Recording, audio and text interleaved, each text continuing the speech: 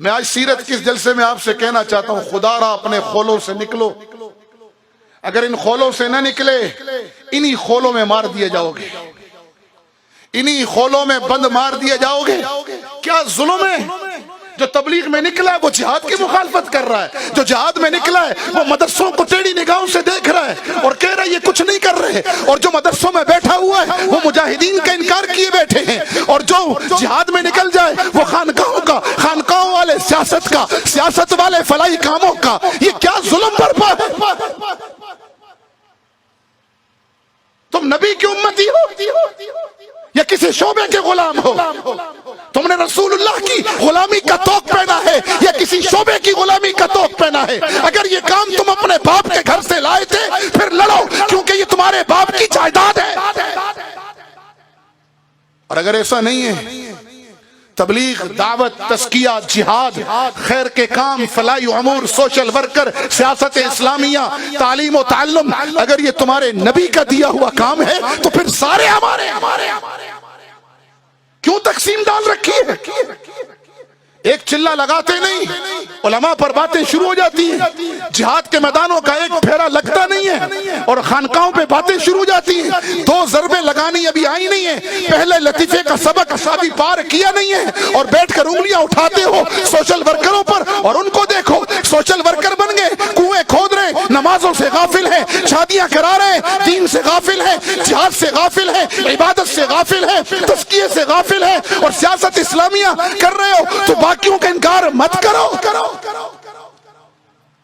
بنفسی، نہ میں مدرس ہوں، نہ صوفی ہوں، نہ مبلغ ہوں، نہ مجاہد ہوں، نہ سوشل ورکر ہوں، نہ سیاستدان ہوں، کچھ نہیں ہوں۔ کیا حیثیت ہے میری؟ مجھے تو آقا کی نسبت ملی ہے نا، اس نسبت نے مجھے یہاں پہنچایا، ورنہ میری حیثیت کیا ہے؟ آپ کی حیثیت کیا ہے؟ نکلو ان خولوں سے، جوڑ کے مینڈک مت بنو، تم تو رحمت للعالمین کی امت ہو، تمہیں پوری دنیا کی ہدایت اور غلبہ دین کے لیے نکالا گیا، تمہیں کہا گیا کنتم خیر امت اخرجت للناس، تمہیں کہا گیا ہے کہ لیظہرہ علی الدین کلہ، تم جوڑ کے مینڈک بنے ہوئے۔ تبلیغ اگر تمہارے باپ کا، میرے باپ کا کام ہے تو پھر لگے رہو، پھر سب کا انکار کر دو۔ جہاد باپ کے گھر سے لے کر آئے ہو تو سب کا انکار کرو، ایسا نہیں ہے۔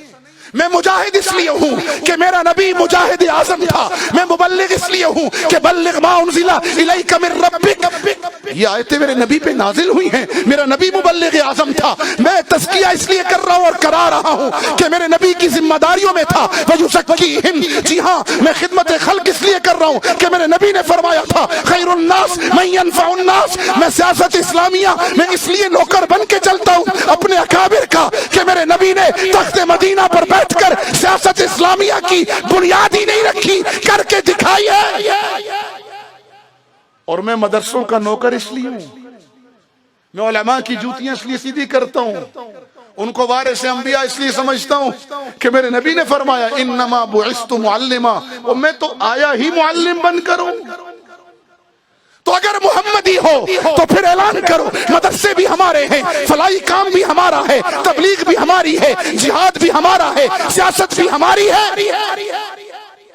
اگر تبلیغ سے انکار کرو گے گمراہی پھیلے گی، دعوت کا کام چھوڑ دو گے گمراہی پھیلے گی، اور اگر تعلیم و تعلم کا کام چھوڑ دو گے تو امت میں قصے کہانیاں رہیں گی، رسوخ فی العلم اور سندیں ختم ہو جائیں گی، پھر زال اور مزل ہوں گے۔ اور اگر تزکیہ نفس چھوڑ دو گے لوگ شیطان سے بڑے نفس پرست بن جائیں گے، اور اگر جہاد چھوڑ دو گے تو 1.5 ارب ہو کر بھی ذلیل ہو جاؤ گے، اور اپنے بھائی کے منہ میں خود نوالا نہیں ڈالو گے تو کافر این جی او نوالا ڈالیں گی، ایمان لے جائیں گی۔ اور اگر سیاست اسلامیہ کے علم برداروں کے ساتھ نہیں چلو گے تو تمہاری اجتماعی قد کو، کمیونٹی کو بدترین نقصان سے دوچار ہونا پڑے گا۔